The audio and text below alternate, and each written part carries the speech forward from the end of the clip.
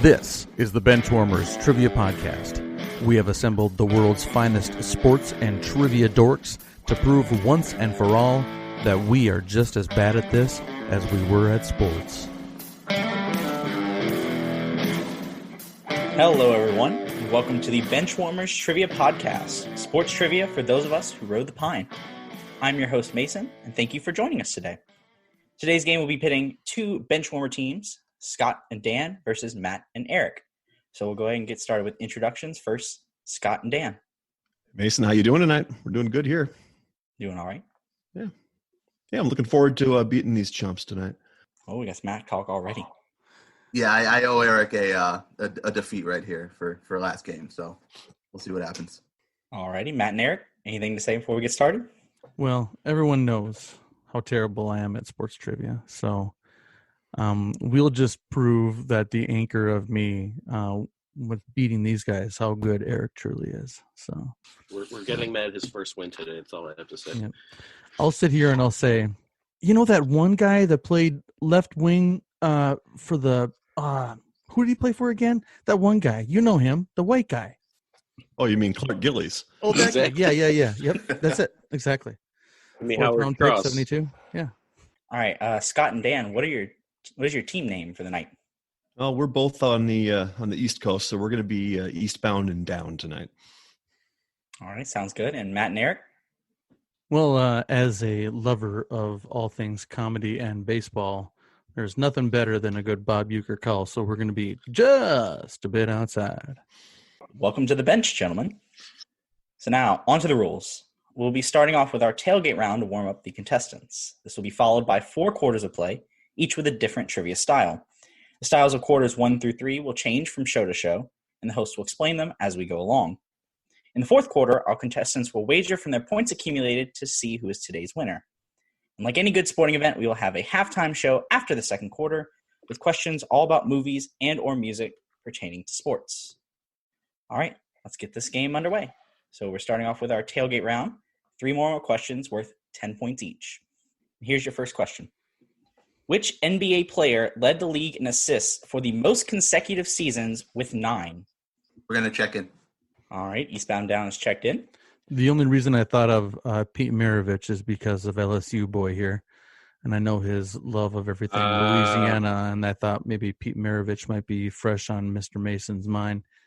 But then again, Pete Maravich was probably about 7 generations before Mason was even born. So I think we go with John Stockton. I'm always tricked into thinking the obvious answer is not correct. So my obvious choice of an answer was John Stockton. So I'm not gonna fight myself on it. Yeah. I'm not gonna fight myself on that. And just let's check in with John Stockton. All right, just a bit outside is checked in with John Stockton and Eastbound and Down. Well, if it's not John Stockton, I don't know who it's going to be, so we're going to go John Stockton as well. Well, you are both correct. It is John Stockton. So he led the league from 1988 to 1996, and Bob Cousy is right behind with 8 consecutive seasons. Oh. So now we will move on to question number 2. Which of the 4 majors in tennis occurs latest in the calendar year? We're checked in. Just a bit outside is checked in. Eastbound Down, you can talk. Yeah, it's the U.S. Open, Scott. That's what I was thinking too. Yep. We're going to check in with the U.S. Open. All right, they are checked in with the U.S. Open, and just about outside, what did you say? U.S. So U.S. Open. All right, well, once again, you are both correct. It is the U.S. Open. So Australian's the first, about mid-January or so. French can be late May to early June, somewhere in that range. Wimbledon, the June-July range.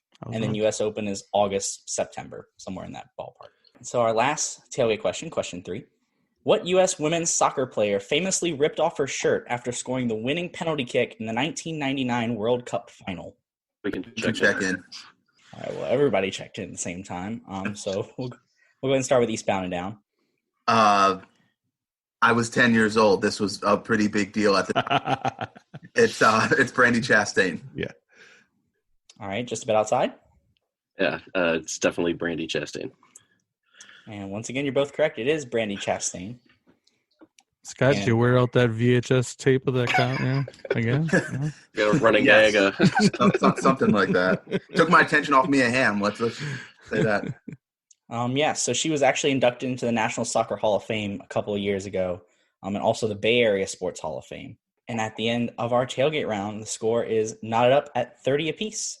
So now we will move on to our first quarter, which will be the Dean's List. So for this round, there will be 3 top 10 lists where the teams will go back and forth guessing items on the list. If a team guesses incorrectly at any point in a list, the other team can attempt to finish the list out. Each team is allowed 1 mulligan to be used after an incorrect guess, and each item is worth 10 points. So we will start with our first list, and we will start with Eastbound and Down. And so your first list is to name the top 10 NCAA universities with the most Final Four appearances. So North Carolina. They are indeed number 1 with 20 Final Four appearances. That is correct for 10 points. We'll go with that top one. Yeah, we're good. We'll go with Duke. Duke is number 4 on the list with 16. Go for it. UCLA. UCLA is tied for second with 17. So that is correct for 10 points. Our next one's going to be the University of Kentucky. They are also tied for second with 17. So that is 10 points for just a bit outside. We're going to go with the Kansas Jayhawks. And they are correct for 10 points as well. They're number 5 on the list with 15. And I think we're going to go with Michigan State. All right. Michigan State is on the list, number 7 with 10 appearances. Back to Eastbound and Down. I feel good about that one. Yeah. Indiana.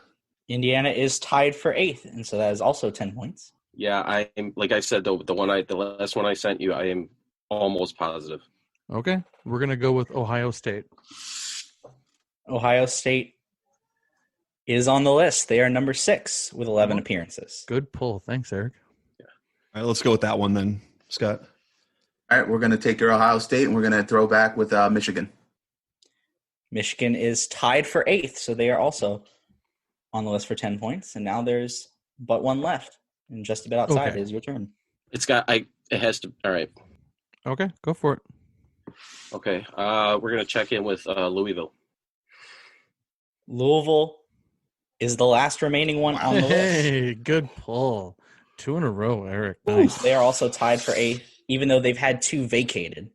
So very well done on that, clearing the board. Minnesota had the one in 1997 that never happened. Yep, that's one of the 4 that's been vacated. The only times that they've been vacated. Massachusetts, St. Joseph's, Western Kentucky all had all their Final Fours vacated. So now we will move on to list number 2.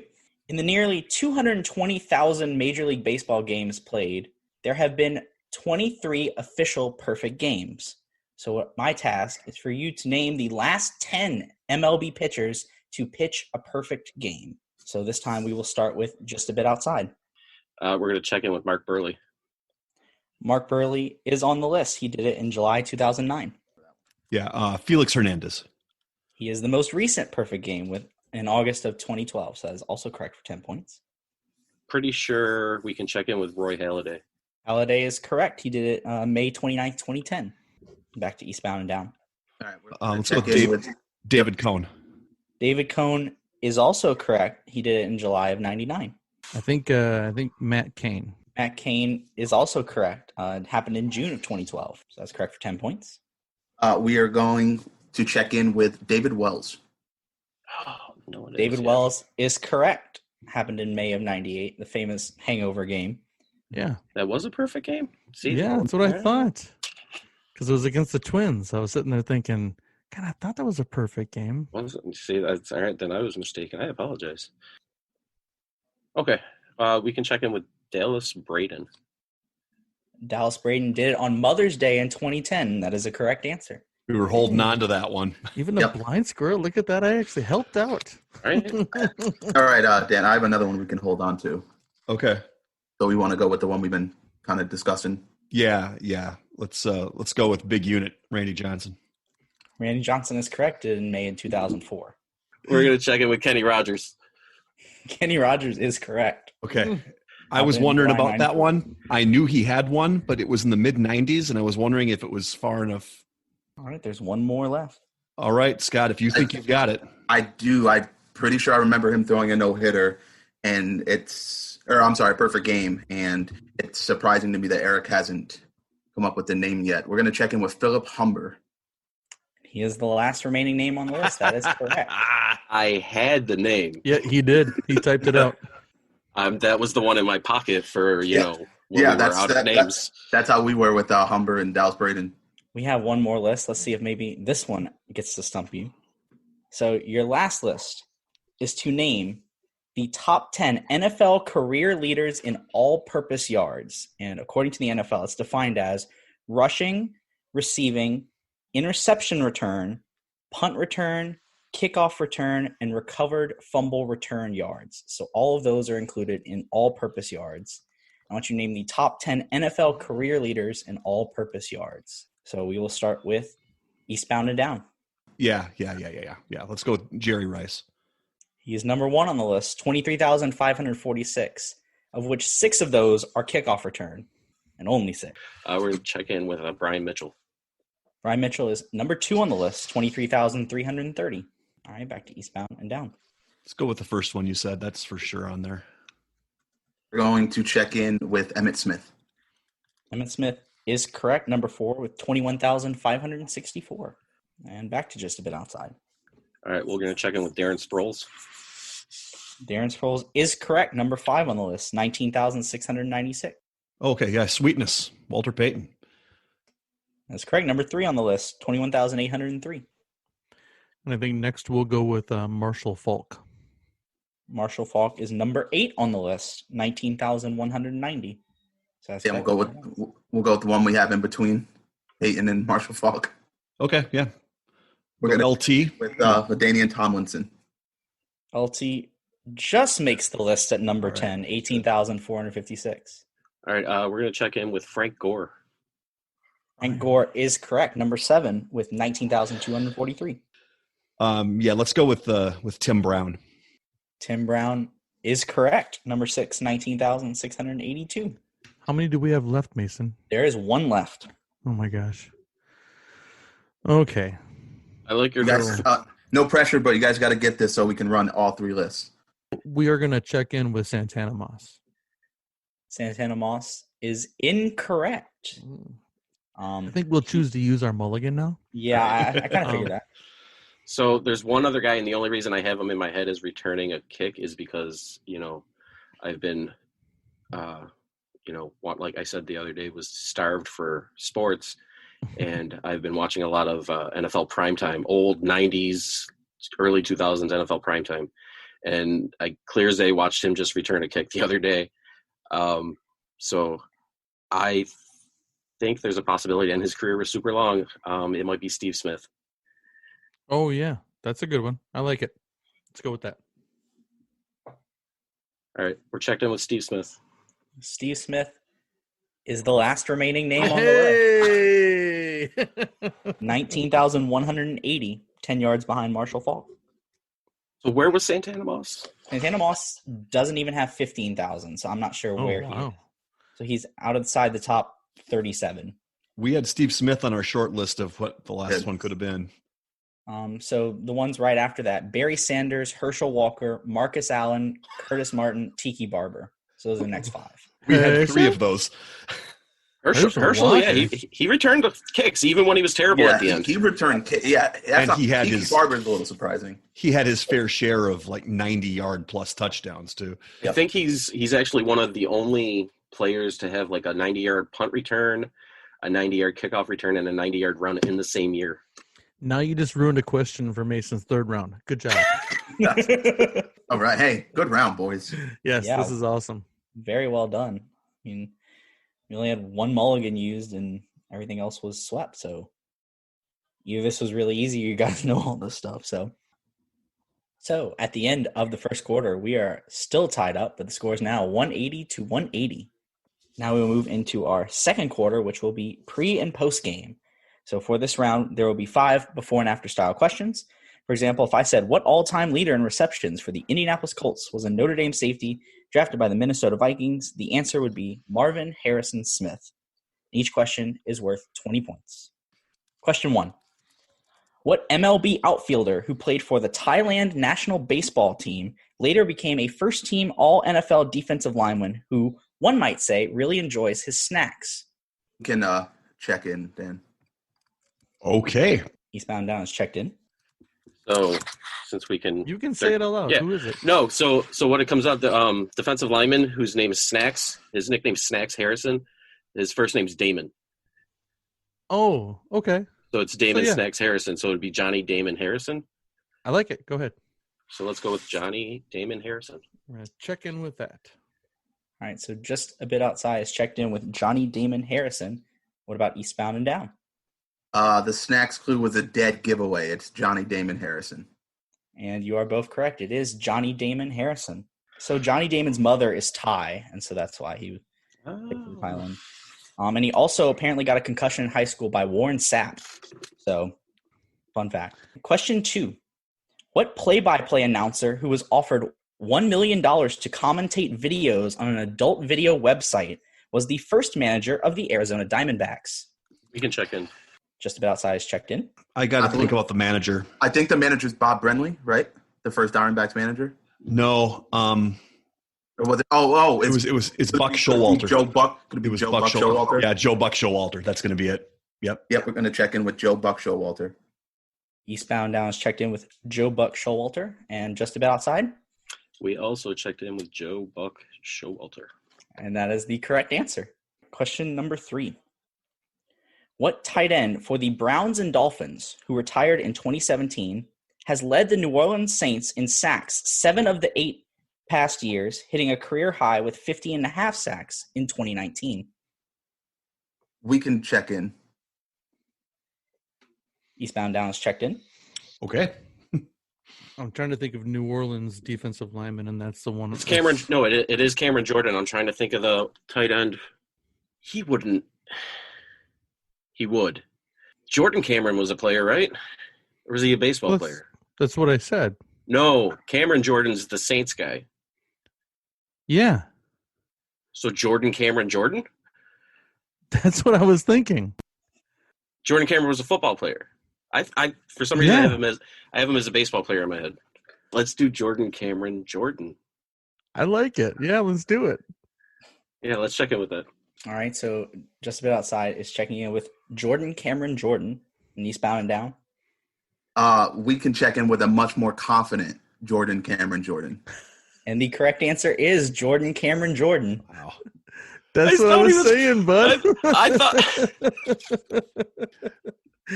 I was talking about one guy. You were talking about we completely passed each other. When it hit me, I was thinking, no way is that. That's what I said. I'm like, would he? No, he would.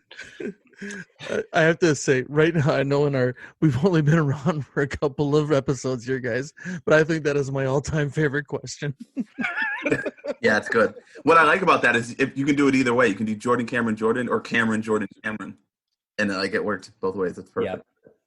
Yep. So apparently the Dolphins' Twitter got confused as well. They thought they had signed Cameron Jordan when in fact they had signed Jordan Cameron. So in Dolphins fashion, they did that. Yeah, I remember something about that being goofy, yeah. And they also did that in an episode of The League as well. Someone drafted Cameron Jordan instead of Jordan Cameron. So a similar situation. Question 4.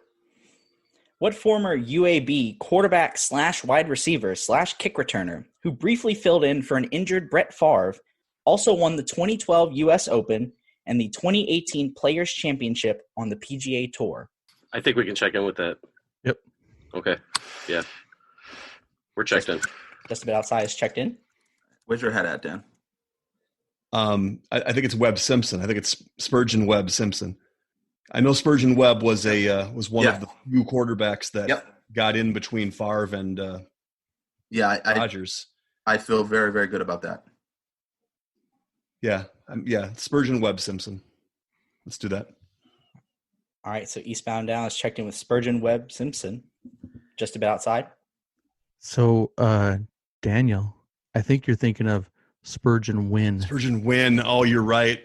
Dang it. I think the quarterback you're thinking of is Joe Webb Simpson. Oh, Joe Webb from the Vikings. Yeah. Yep.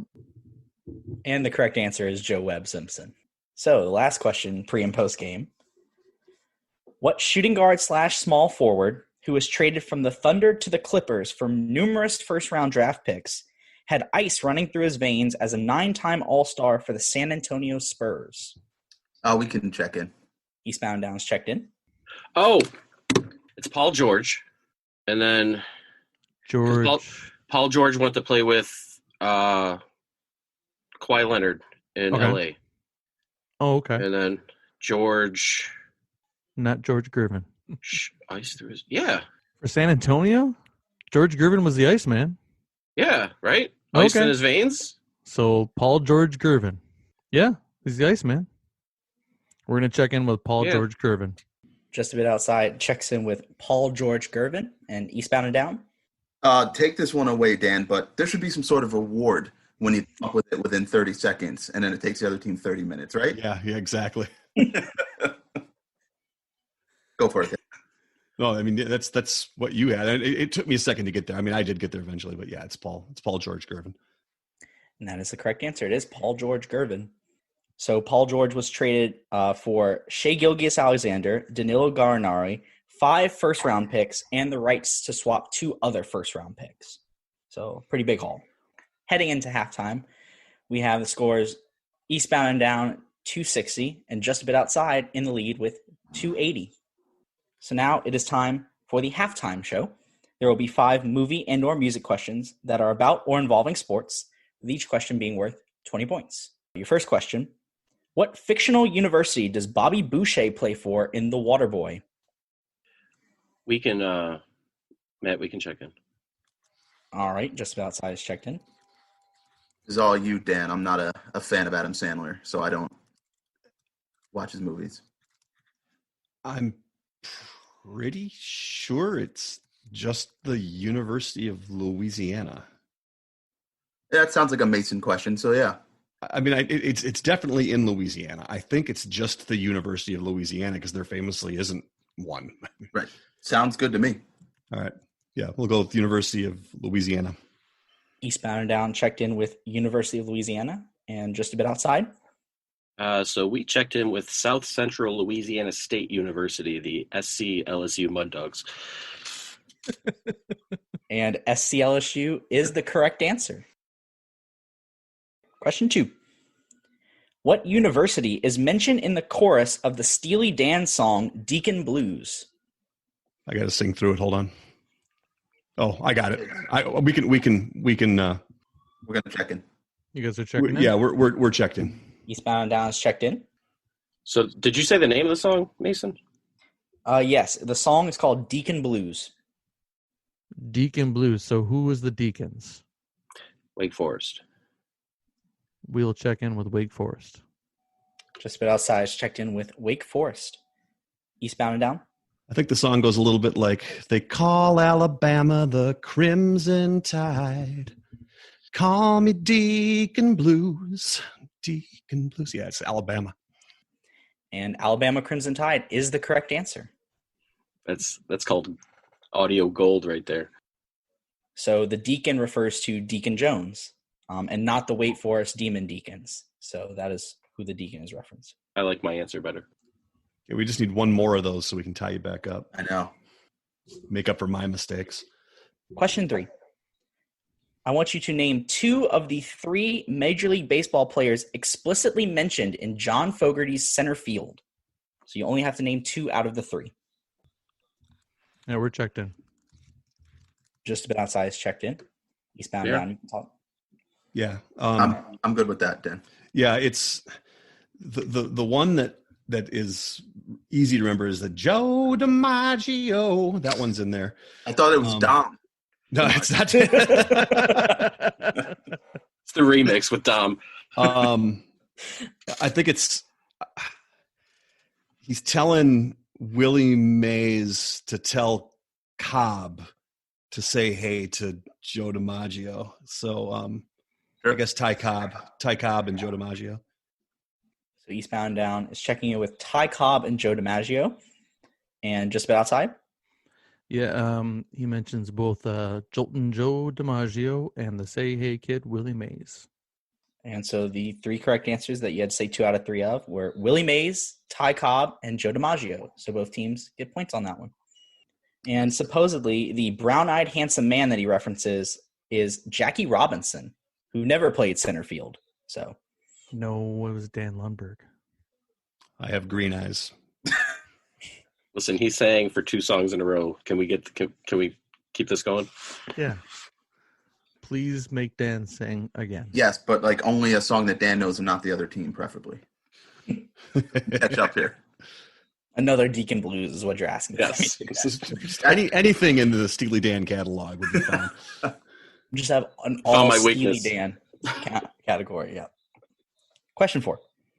The Milwaukee Bears and Dallas Felons are 2 teams that play what sport created by Joe Cooper and Doug Reamer in a 1998 film? We can check in. We are also checked in on that. All right, Yes. everybody's checked in. We'll start with Just a Bit Outside. It's one of my favorite movies, and probably shouldn't be, but it's basketball. Just About Outside is checked in with basketball. And Eastbound and Down, your answer? Oh, yeah, it's basketball. It is indeed basketball. So you're both correct. Some of the other team names that I didn't mention, the Detroit Lemons, the Los Angeles Riots, Miami Dealers. There's a boatload of names. But, yep, that is the correct answer. Last question of halftime. Question 5. Even though he has been out of the major league since 2017, there's no need to feel down for former Brewers starting pitcher Taylor Youngman, who used what song as his walk-up music? I got it. And we are checked in. This is an incredible question, Mason. Eastbound Down is checked in. Feel down. It's either got to be a song about like down, or something, or get up, or it's got to be something like that. So there's no reason to feel down. Uh-oh, what are you doing up there? That was a stretch. That was a Little stretch. Pump it up there, Dan. Is that what you're saying? I think I might get to sing. I mean, it's a bad song. We've narrowed it down. I don't know. It's a song I've never heard. I'm sure of it. I have less than 0. Yeah, and I might sing with you. Yeah. It would have to do something with his name, or else why would this? Because I don't know who he is. Mason, what was his name again? Taylor Youngman. I can spell that for you if you'd like. If that helps. Is it important if you spell it? I'm just offering. I didn't say it was. I'm just offering if you want. me to Taylor spell it. Youngman. So, young man. So it's got to be YMCA. Would somebody walk out to that? I don't know. Just telling you. His name is Young Man. You can do it. How's that song? The young man. It makes sense. Matt managed to make me dislike that song even more just now. It's not a bad Song song. to say it though. Why? Yeah, we're gonna go with that. Since you don't know, we're gonna go with YMCA. So Checking Just a in. Bit Outside. It's checked in with YMCA and Eastbound and Down. Well, the line goes, young man, there's no need to feel down. I said, young man. Yeah, it's got to be the YMCA. I don't remember Taylor Youngman, but that's got to be it. The correct answer is YMCA by the Village People. Come on. Matt, you had to back into that answer, huh? That's my favorite clue so far, Mason. That's excellent. Oh, come Awesome. on. I just found out about that. I was looking at walk-up music, and I found him, and I was like, this has got to be something. Yeah, like that's that. excellent. Cameron so Jordan Cameron's got to be my all-time Like- favorite on that one. Am I wrong for not knowing who this guy is? Is this? No, nobody No, knows he who was this not, guy Okay, is. okay. He did not last in the He majors. didn't long. do much. He pitched a complete game for Texas in the 2009 College World Series against LSU, which they ended up losing. And he's now signed a minor league deal with the Rangers after playing for the Yomiuri Giants. So not very notable in any way. So after halftime, we have Eastbound and Down with 340 points and Just a Bit Outside maintaining their lead with 360 points. Quite a barn burner going on. And so we will move to our third quarter, which will be David versus Goliath. So this round will consist of 5 pairs of questions, one easier, the David, and one harder, Goliath. After hearing both questions, each team will pick one of the 2 questions to answer, either David or Goliath. Each David question is worth 20 points, and each Goliath question is worth 50 points. So question 1, David. What Double-A team did Michael Jordan play for in 1994? And your Goliath. Which current MLB manager coached Michael Jordan during his stint with that Double-A team? Dan, we can take Goliath. I know this for a fact. Really? Okay. Yes. We're going to take the Goliath question, Mason. So Eastbound Down is taking the Goliath question. I mean, unless you think you're going to get to it, I say we play it safe. I Terry Francona. I have no idea. Well, Is he anywhere now? is Terry Francona still in the majors? I thought he retired a couple years back. Did he? All right, we are going to take the David question. And we're going to answer it with the Birmingham Barons, right, Eric? Yeah. Birmingham Barons. So just a bit outside is taking the David question and going with Birmingham Barons. And Eastbound Down, you went with the Goliath. And your answer? You mind if I take this one, Dan? Oh, take it. It's Terry Francona. Son of a... So the David answer is Birmingham Barons, and the Goliath is indeed Terry Francona. If you backed into that question, I was leaving. I was like, there's no way. I'm surprised you pulled a random coach, and that's the one that you came up with. Only reason I pulled his name out because I was reading about Prince Fielder today, and it said that he, as a third base coach, threw a pitch to him when he was 12 years old, and he put it in the upper deck. It's the only reason Terry Francona popped in my head. And he did that because Cecil was on the White Sox at the time. No, it was actually with Detroit. Oh, okay. He was a third base coach for the Tigers in '96, Yeah. Before going to the Phillies and then Red Sox, and then. Yeah, I recently read an article about Jordan, the whole Barons thing, and to this day, him and Terry Francona are really close. They hang out and grab beers and all the time, I guess. Yeah, Francona did an interview on SportsCenter, and that's when I found out about this. That's why it was really interesting. But he was talking about coaching Michael Jordan at the time and dealing with his team now and all of that, which I found really interesting. Did that come up at all in that Last Dance? Yes. Probably. Maybe I I don't know. I've watched about exactly 3.5 minutes of Last Dance so far, and I remember that specific part, and I couldn't remember the name because I suck. We needed that, Dan. Yeah. Nice job. Okay, question 2. David, which NCAA team has won the most Rose Bowls all time with 25 wins? And the Goliath, the 1942 Rose Bowl was the only one not to be played in Pasadena. Where was this game played? Oh, Scott, I just had a thought. I may have the Goliath on this one. If you feel even somewhat confident, let's just do it. We're playing with a lead, but it's a marginal lead. So, I want to say I've heard something recently about this. That's so random that it's probably right. Yeah. All right, I say we go for it. Yeah, well, we're going to check in with the Goliath. Eastbound Down's checked in with the Goliath. Just a bit outside, you can talk. So are you willing to gamble those 30 points? Because we're already down, and it sounds like they might already have it. I don't. That's what I'm saying is I don't think I want to gamble on that. Okay, we're going to go with the David then. Yeah. Okay, so just a bit outside is going with the David, and go ahead and give me your answer for that. I checked in with USC. So just about outside is checked in with USC, and Eastbound Down, you chose the Goliath, and your answer? Okay, so I'm pretty certain on this, and I've heard something about this since I moved to North Carolina. I'm pretty sure they couldn't use the West Coast at all because of the Japanese attacks. So I think they moved it to the home stadium of the team that was playing, and that would be Duke. So it was in Durham, North Carolina. So you're checking in with Durham, North Carolina. So the David answer is USC. So they have won 25 out of their 34 appearances. And the Goliath answer is Durham, North Carolina, home of Duke University. That would not be in my head had I not made the move from Minnesota to North Carolina. That's all there is to it. Great pull. Yep.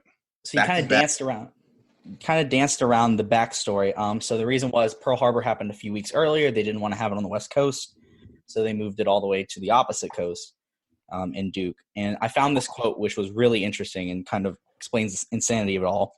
So the head coach for Oregon State, Lon Steiner, gave an impassioned halftime speech which was interrupted by an inebriated fan looking to urinate in the Beaver locker room. So they were playing the Oregon State Beavers.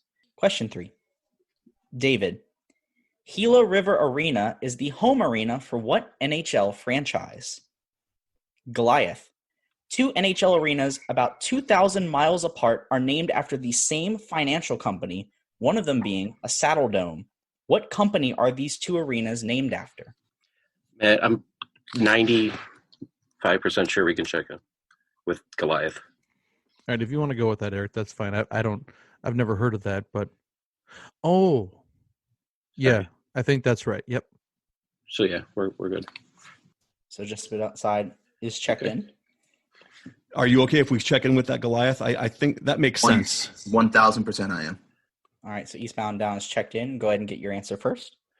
The Saddle Dome is in Calgary, and the other one that would be is the one in Toronto. I think it's Scotiabank. So you've checked in with Scotiabank and Yes. just a bit outside? We also checked in. I think it's the Scotiabank Saddle Dome, and I think the other team. I don't think it's Toronto, but it's Ottawa. Is it Ottawa? Yeah, but Scotiabank. So you also checked in with Scotiabank. The correct answer is Scotiabank. So there's the Scotiabank Saddle Dome in Calgary, and then there's the Scotiabank Arena in Toronto, which was formerly the Air Canada Center. Yeah, it's the same. I mean, the Raptors play there too. play. Yeah. Okay, Yes. you think I would know that? I think Ottawa's the Bell Center or something like that. I looked it up because they also have – there's 2 other ones I think they're the same. I wasn't getting that unless you said without you saying the Saddle Dome, though. I mean, that's what made me think of the Canadian bank. Question 4. David, how many consecutive games did Cal Ripken Jr. play in, surpassing the previous record set by Lou Gehrig? And for this, I'm going to need an exact number. And Goliath, what rookie third baseman replaced Ripken in the lineup on September 20th, 1998? Hold on, Mason. You're asking for how many he played in to pass Gehrig? I'm looking for the total consecutive games. So okay. So not the game that passed Gehrig. Yes, that's correct. I'm looking for the total run. How many consecutive games? You guys aren't checked in, right? No, I'm trying to put my finger on that number. There's only one reason I even have a faint idea here, Eric. And that's because at the time, in the late 90s, I had that job working in sports radio.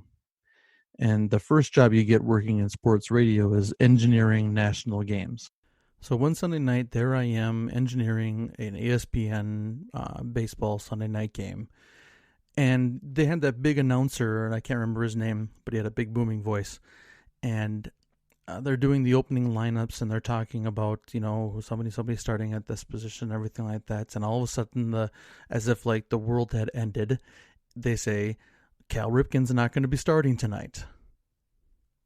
And then somebody told a joke about the person replacing him, and that's what triggered it for me to remember that name. I'm trying to come up with the third baseman, Dan, and I'm racking my brain. Well, I hope you get that. I have like that entire 98-99 Orioles roster in my head, and like I'm trying to think of who would have been a rookie. The September 98, he would have been a September call-up. Can I have just the last name? I would be okay with that. Okay. Yes. Then Eric, I'm like... We got to make a point, so go for it. I'm like 75% confident. We got to gamble. Yeah.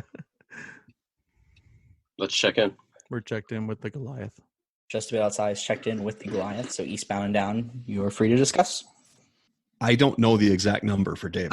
I don't either, which is why I went right. In my head, I've been finding the Goliath because that's a needle in a haystack for me.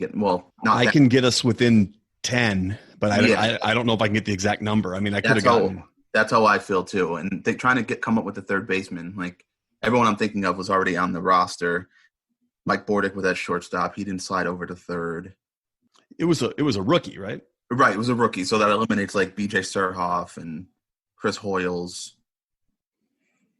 A name that came to mind, but I'm pretty sure he came up through the Met system before he went to Baltimore, was Melvin Mora. I know he played third base for the Orioles for a while in the early 2000s. pretty sure he came up through the Met system, so that would eliminate him. The number's going to be in the 2630s. For some reason in my head, there's an 8. 2638. I want to say it was lower. Like below 5, 32. like below 5, 32, 33, something like that. I don't have anything confident enough on the Goliath, so we might as well take a stab at the David and hope that they get the Goliath wrong. I'm gonna kick myself when I hear the third base. Yeah. So what do you think? 2630. Pick a number. I think it's below 5 though. I'd go with 2. 32. Yeah. 2632. All right. Yes. Let's so we check in with that 2632. Yep. All right. Checking in with 2632. So Eastbound and Down is checking in with 2632. And just about outside, you chose the Goliath. And what was your answer? Yeah, so there it was sitting there, and I remember the commentators on the radio making some sort of joke. And I think this is the guy. I think his last name is Minor, because he was a minor league call-up, and he was called up in the September. So I'm pretty sure his last name was Minor. They made some joke about it. So, yeah, I don't know his first name, but I think his last name is Minor. I know his first name. So we'll go ahead and do the Goliath one first. The correct answer is Ryan Minor. Yeah. Wow. Nice job, Matt. He was drafted in the second round of the 96 NBA draft. And then he played baseball for a while. Only a couple years. And the David answer is 2,632. So you, Eastbound Down, you get 3 points. Wow. Good call on that one then, Scott. Yeah, that one stood out after. Yeah. So that guy was in the NBA?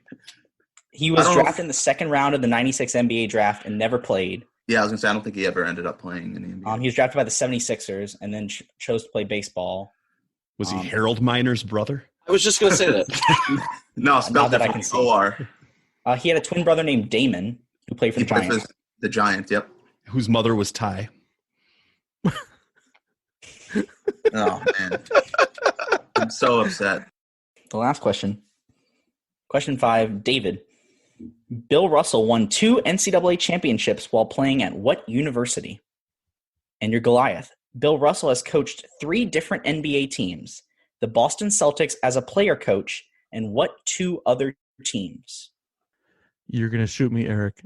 Just earlier today, not kidding, I was looking at Bill Russell's Wikipedia page to see what years he won the championship as the player coach. And I remember seeing the 2 of the teams and going, oh, he coached 2 other teams. I forgot about that. And I don't remember the 2 teams. So it'd be a good time for it.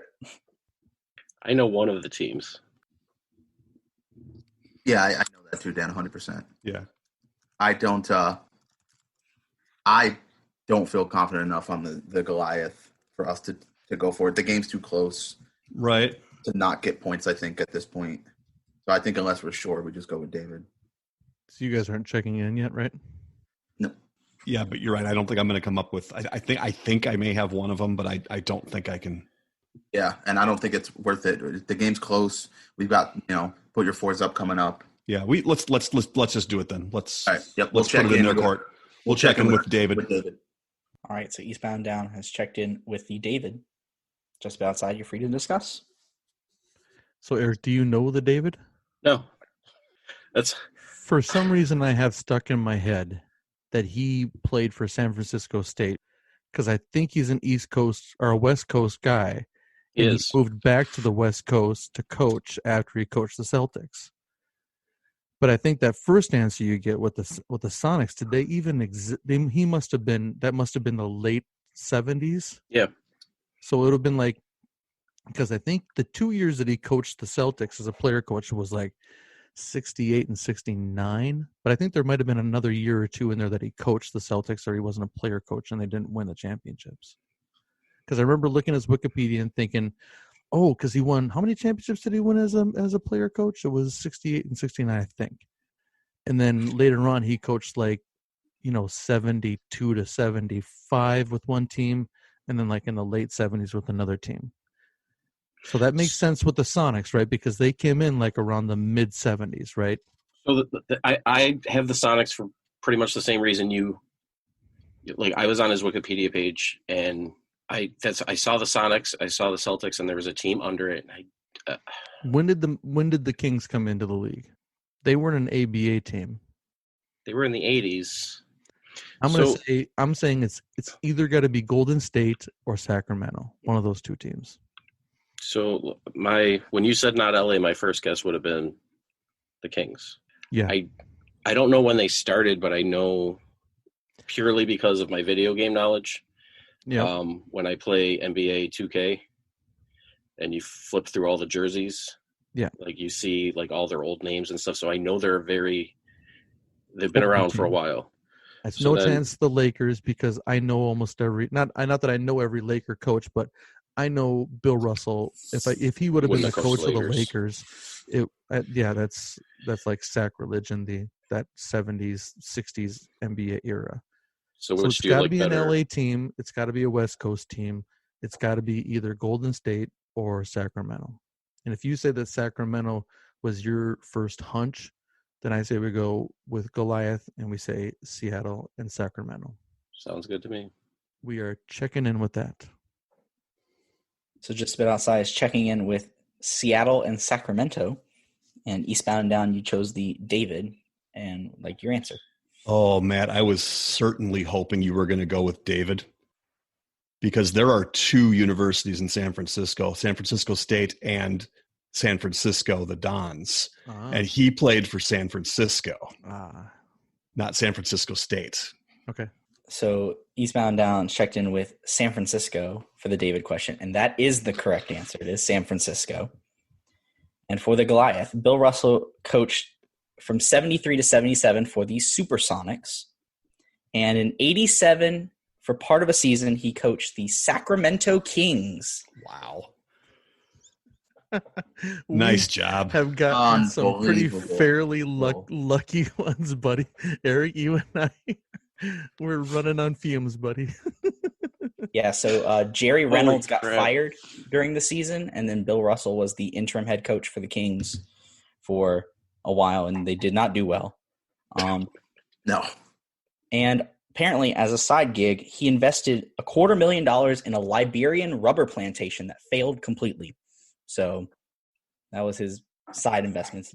Pretty sure he went bankrupt multiple times for things. But after the third quarter, we have eastbound and down with 530 points, and just a bit outside, maintaining their lead with 550 points. So it is still anybody's game as we head into our fourth quarter, final round known as Put Your Fours Up. And this round consists of 5 categorized questions that teams will wager up to 100 points each so as to not exceed their current point total.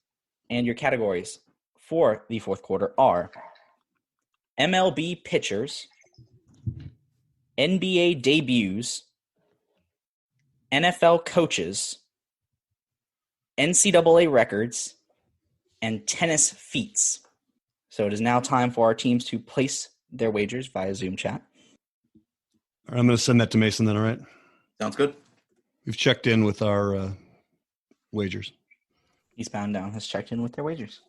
All right, man, did you send that over? Yes, they've been sent over. I'm just double checking that I didn't make a fat finger mistake.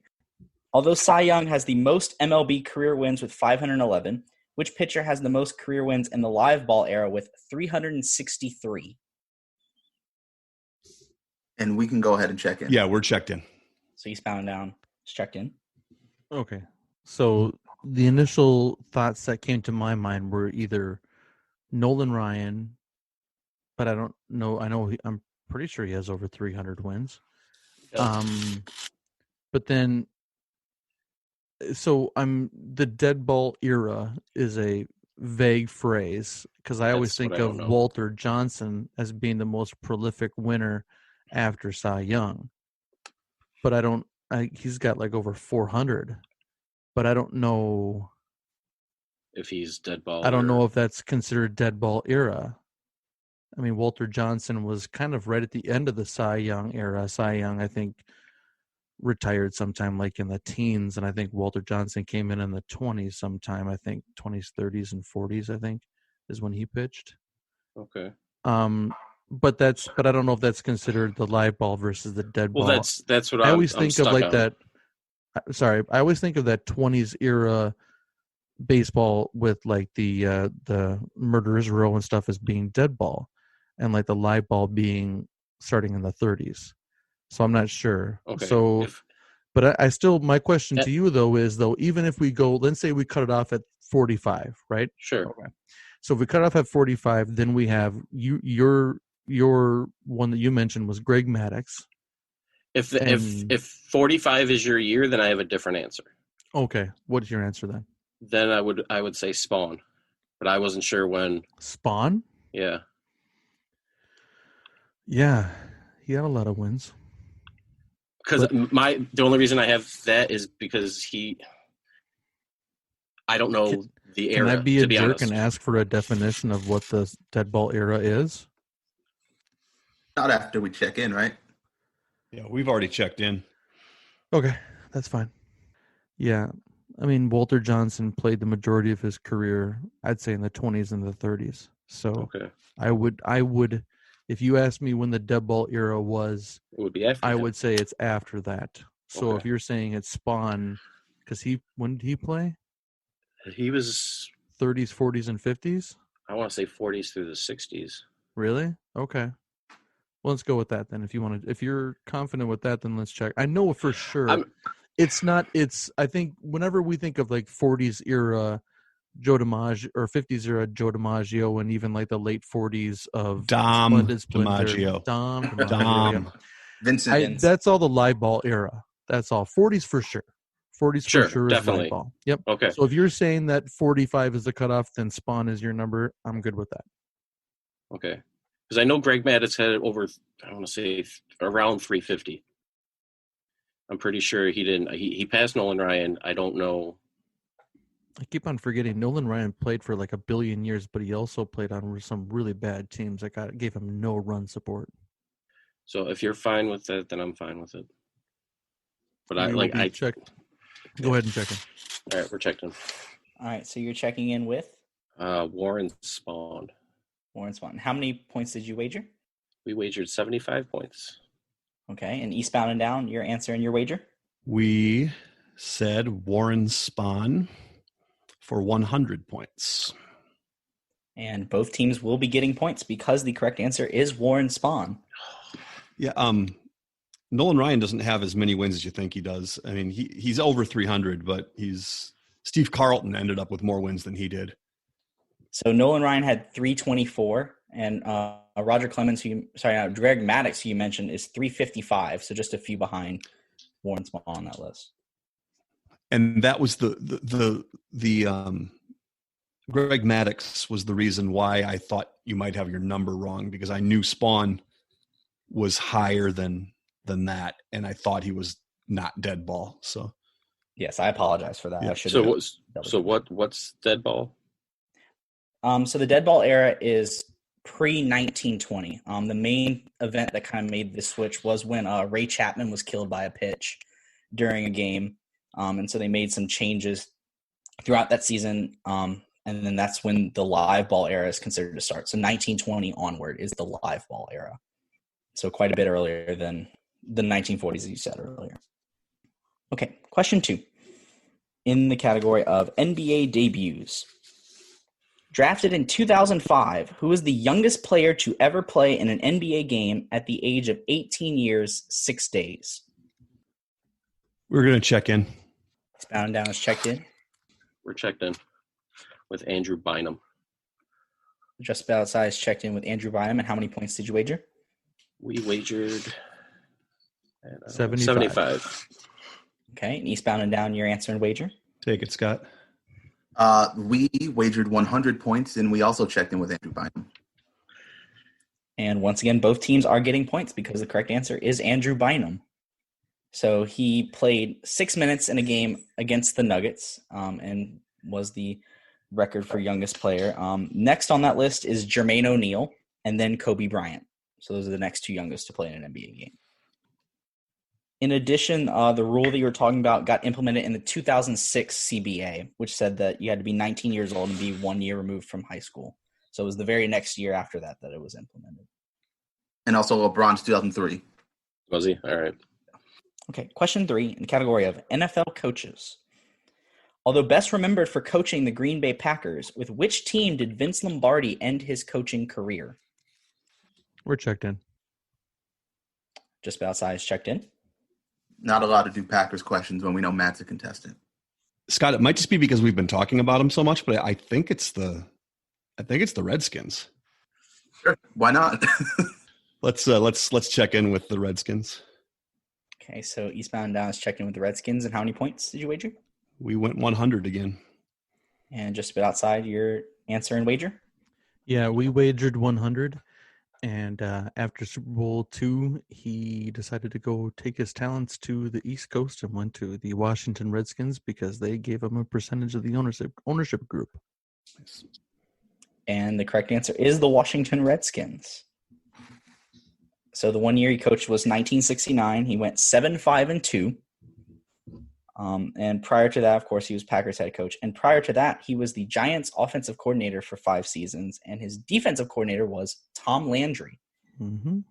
So 2 of the greatest all time right there on the staff. Question 4 in the category of NCAA records.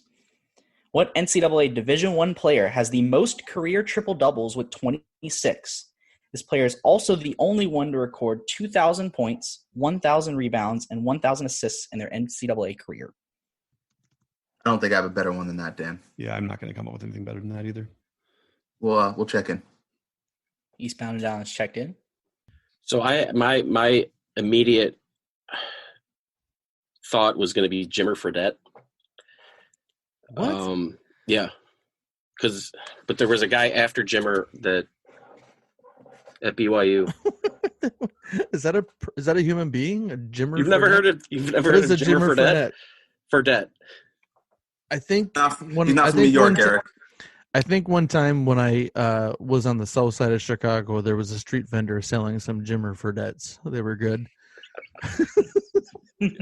No, but like Jimmer Fredette was like this. He was, I forget what his nickname was in basketball, but he ruined my NCAA pool 1 year because I thought he was going to like take over the tournament, and he didn't.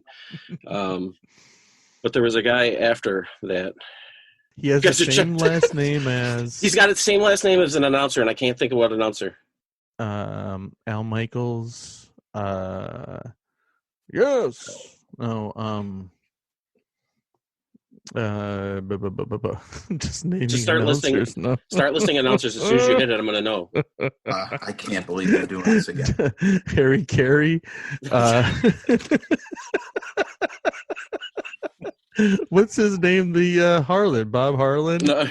Not Bob Harlan. He wasn't.